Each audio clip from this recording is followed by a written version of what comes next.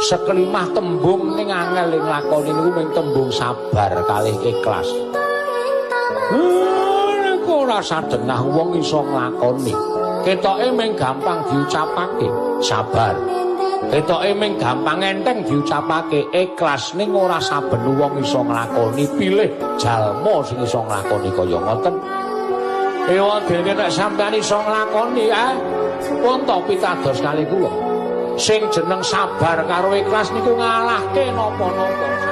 Sekelimah tembung ning angel ing lakoni niku mung tembung sabar kalih ikhlas. Niku ora sadengah wong iso nglakoni. Ketoke mung gampang diucapake, sabar. Ketoke mung gampang enteng diucapake, ikhlas, ning ora saben wong iso nglakoni. Pilih jalma sing iso nglakoni kaya ngoten. Ewa dene nek sampeyan iso nglakoni pun to pitados kali kula. Sing jeneng sabar karo ikhlas niku ngalahke napa-napa.